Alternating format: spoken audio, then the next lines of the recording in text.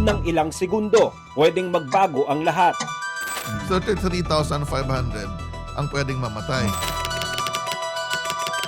Kapag dumating ang The Big One, sapat ba ang alam mo para mailigtas ang sarili at pamilya mo? Hindi natin kontrolado kung kailan darating ang The Big One. Pero kontrolado natin kung handa tayo.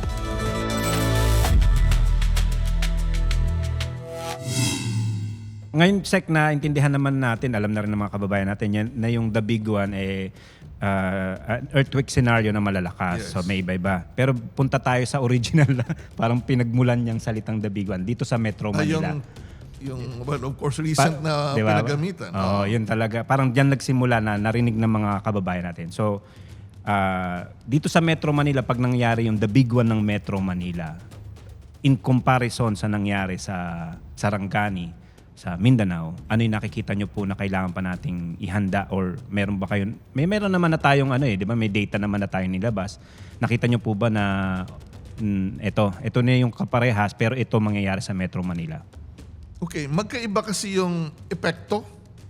Sabihin na natin kapareho ng lakas, kapareho ng senaryo, yung epekto mag-iiba. Mas maraming building, mas maraming populasyon, mas maraming maapektuhan. Ibig sabihin, mas mataas ang risk sa urban areas kaysa sa rural area. So kung ang pag-uusapan ay isang lugar sa Pilipinas, ang ating ginagawa sa DOST FIVOX, inaaral natin yung iba't ibang earthquake scenario. Nasaan yung mga fault? Meron ba mismo sa lugar na yun o may mas malapit? So sa bawat fault or earthquake generator, pwede tayo mag-simulate base sa haba, meron tayong magnitude na nakikita, at pwede nating isimulate anong intensity ang mararamdaman sa paligid nito at sa mas malayong lugar. So, sa Metro Manila, meron tayong ginamit na 18 earthquake scenarios na ginawa yan during the Metro Manila Earthquake Impact Reduction Study. So, ako yung technical lead nung partnership natin with MMDA and JICA. No? 18 earthquake scenario. Out of the 18, 2 ang earthquake scenarios na ginagamit natin for preparedness. Una, yung fault na nasa Metro Manila na mismo. Ito yung West Valley Fault. At base sa haba ng 100 kilometers, ang kaya niyang ipakawala magnitude 7.2. Kapag yan na yan nangyari at buong haba ng fault ang gagalaw, ang ramdam na pagyanig o yung ground shaking intensity ay intensity 8. Yung nakita natin na hirap ka ng tumayo. At syempre, yung epekto sa mga building ay depende sa kalidad ng mga building. Kapag ganyan ang senaryo, ang nakikita natin ay in Metro Manila alone, 2 pag-aaral na ginawa ng DOST FIVOX, again with JICA noong 2002 to 2004, 33,500 ang pwedeng mamatay. Because of collapses ng mga building. At pwede pang madagdagan kapag nagkaroon ng sunog. Okay? Fire after the earthquake. Sabihin na lang natin sa shaking.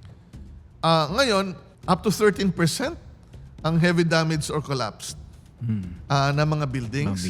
Sa maikli, up to 10 stories and mid-rise buildings.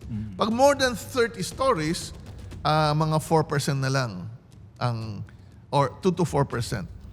So mas matibay ang matataas na building kasi mas bago yan at talagang very stringent o mahigpit tayo, pero meron pa rin maapektuhan. Ganon din sa public buildings. 10 to 13% heavy damage or collapse. So may 2 tayong population. Mga maikling building, public buildings, and mid-rise buildings. Mga 10 to 13% heavy damage or collapse. And yung more than 30 stories, mas mababa.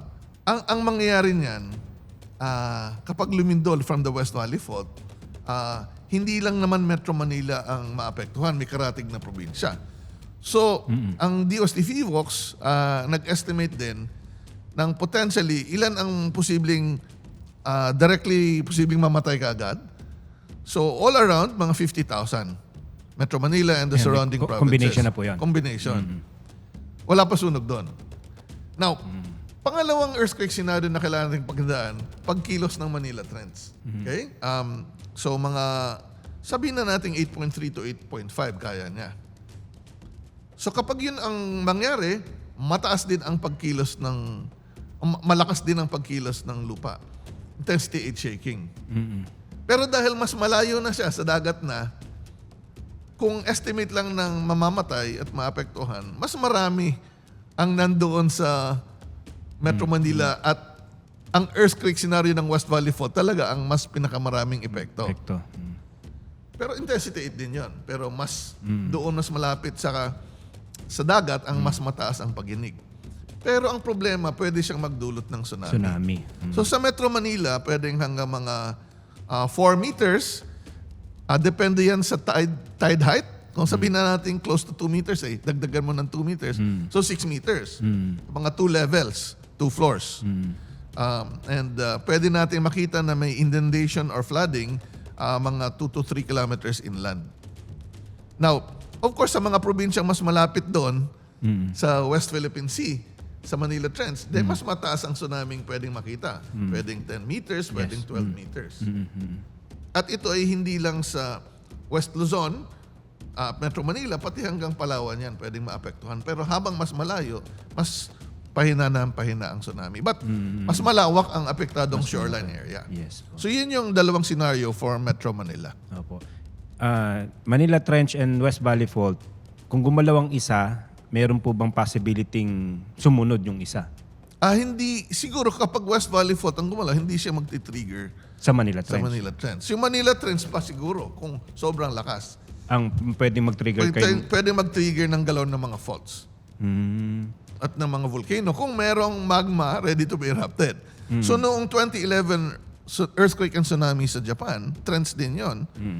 May mga faults na on land ay kumilos. No? And yun yung kailangan nating bantayan. But nonetheless, dapat, kung handa tayo sa worst case scenario, di ba? Mas handa rin tayo sa mas mahina.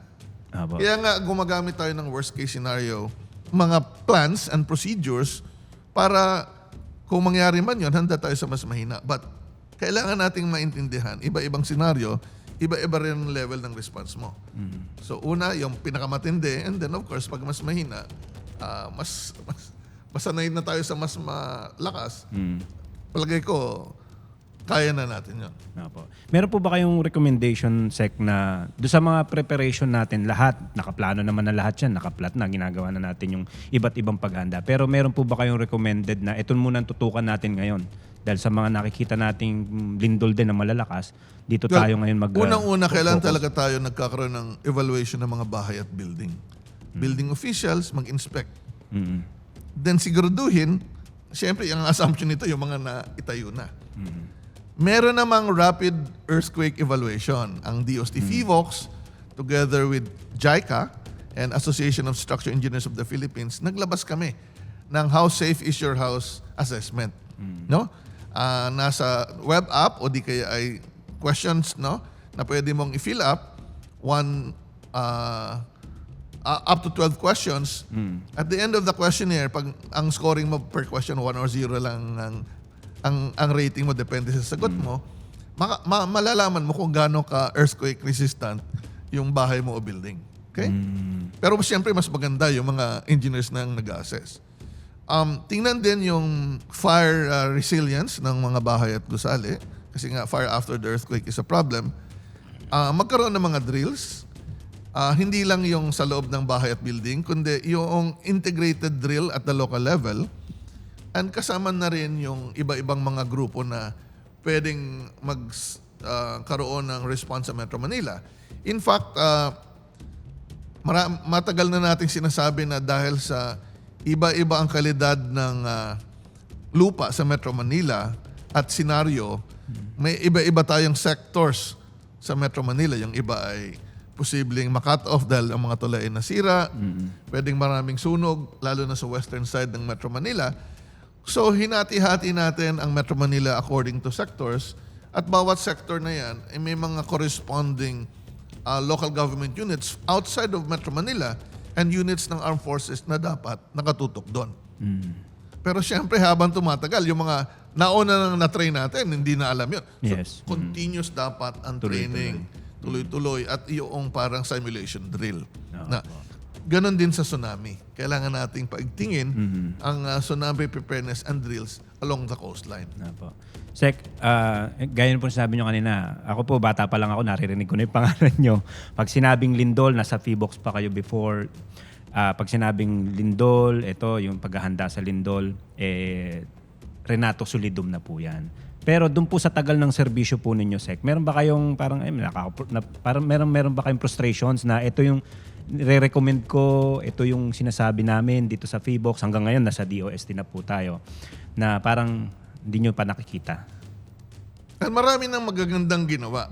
Kailangan lang nating tuloy-tuloy. Kasi alam mo, napaka-importante na lahat ng tao ay alam ang gagawin. May kanya-kanya tayong role.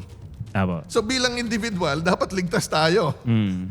kapag lumindol. Unang-una, bago tayo makatulong sa ibang tao, dapat ligtas muna tayo. Yes. Ligtas din dapat ang pamilya natin. Mm. Pero kapag ikaw ay iba-iba na yung role mo, dapat alam mo rin ang gagawin. Kaya importante na patuloy ang simulation drill ng iba't ibang mga taong sa gobyerno.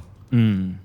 Sa local government, national government, sa military, and the private sector. Dapat tuloy-tuloy ang pagsasanay niyan. Meron po tayong quarterly. Nakikita nyo po Kaya ba? nga importante yun eh. Nakikita nyo po ba na dagdagan pa natin? Kasi every 3 months eh. Well, unang-una, iba-ibang sa eskwelahan dapat iba talaga. No? Mm. Iba sa eskwelahan. Pero ang kailangan din natin, meron tayong formal training sa eskwelahan. Pagdating naman sa bahay, meron ba silang ginagawa? So in 2015, naalala ko to, si Secretary Luis Trupa ang nasa DepEd, I suggested na magkaroon sila ng parang assignment sa mga kabataan na yung assignment na yon, series of questions, pag sinagot ng pamilya kasamang kasambahay, ang magiging earthquake preparedness plan at home nila yon. Kasama ang pamilya doon sa assignment. Oo, hindi yung anak hindi yung lang. bata ang sasagot, pati tatay, nanay, kasambahay. And then ililink yung sagot sa Barangay Disaster Preparedness Plan.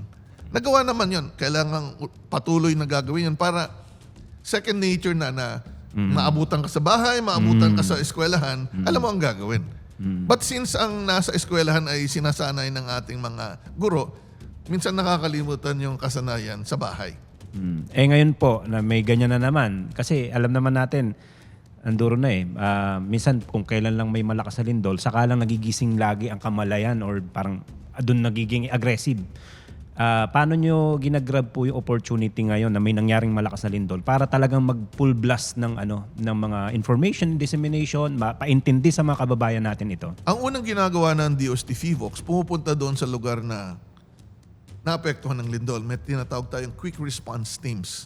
Meron tayong geologist para alamin anong nangyari. May mga engineers tayo, civil engineers na dinodocument yung damage na nangyari sa mga lugar para ma-refine yung meron tayong software pang-estimate ng damage bago pa lumindol. Tinuturo din natin sa LGU.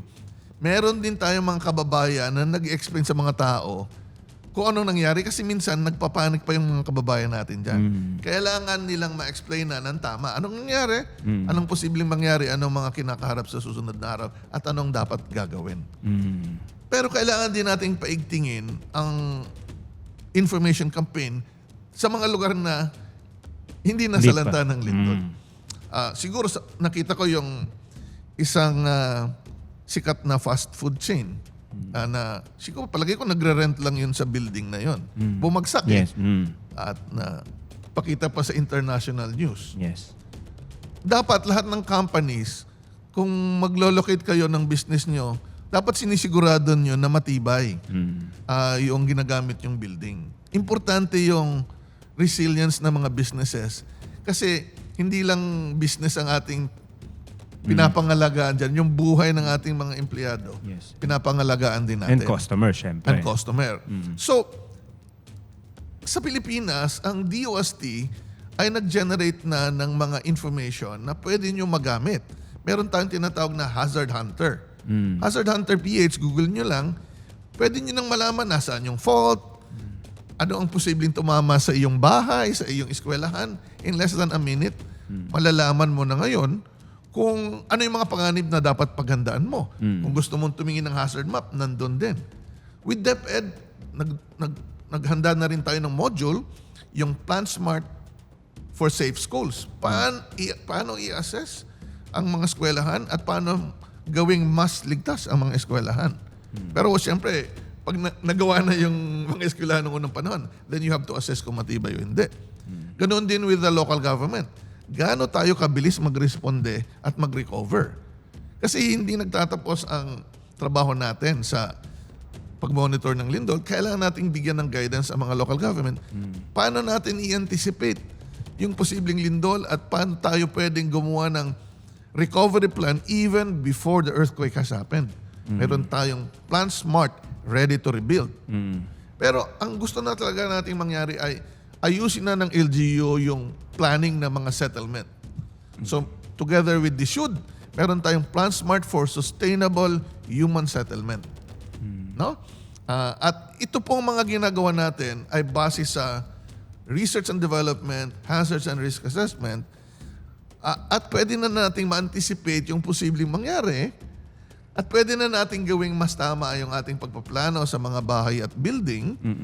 At kung sakaling mangyari man yung lindol, pwede na nating ma-anticipate yung mga potential impact. Pwede na nating pagplanuhan paano tayo magre-responde at paano tayo magre-recover. So, ang importante talaga ay planning but based on information, scientific information.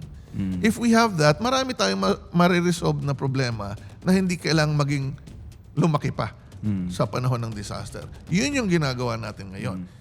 Marami pong pa-training na ginagawa ang DOST through FIVOX and Pag-asa para makita natin na hindi sapalaran ang pagtira sa iba't ibang mga bayan ng Pilipinas. Kaya nating mas maging ligtas, although kahit paminsan-minsan nagkakaroon ng malalakas na mga paglindol, di kaya pagsabog ng bulkan, o di kaya ay pagdaan ng bagyo o malalakas na ulan. Nakikita niyo po ba na na-appreciate itong mga projects ninyo?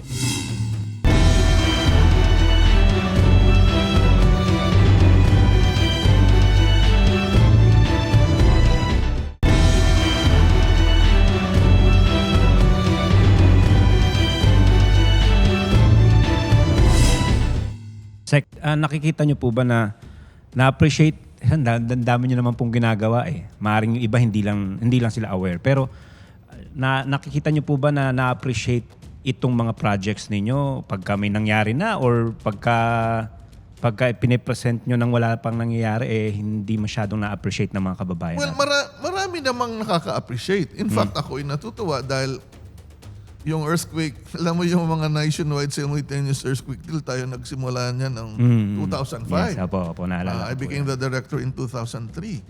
So nakita ko na tama yung ginagawa ng maraming tao. Kailangan lang nating ipagpatuloy. Pero yung planning for resilience, ito ay sinasakatuparan natin through partnerships with DOST regional offices. Meron tayong Handa Pilipinas campaign in this administration. Itong Handa Pilipinas campaign, pinapakita natin yung iba't ibang mga technologies and information na pwedeng ma-avail ng mga local government at ng private sector. So nagsimula ito nung last second half ng 2022 at every year meron tayong exhibition and lecture and preparedness discussion, Luzon, Visayas, and Mindanao cluster. So every year, iniikot natin yan sa buong Pilipinas. But since 2025, I think, back-to-back na yan sa Regional Science and Technology Week celebration ng DOST. May Handa Pilipinas Regional and National Science and Technology Week. Para kung ang interest ng mga tao ay sa paghanda, doon tayo. And then kung ang interest mo naman ay economic development, mga solusyon sa sakit ng tao, sa agrikultura, doon naman tayo sa ibang aspeto. Maraming may interest. Pero yung interest na yun, kailangang maipakalat pa at ma-influensya natin yung ating mga kababayan. Kasi then, local government na yan na kailangan nilang pagtingin. Kasi hindi naman kaya ng national government yan. Ayun. In fact, sa ating National Disaster Risk Reduction and Management System, May kanya-kanyang role sa national, regional, provincial, and local level. At frontliner ang ating mga local government.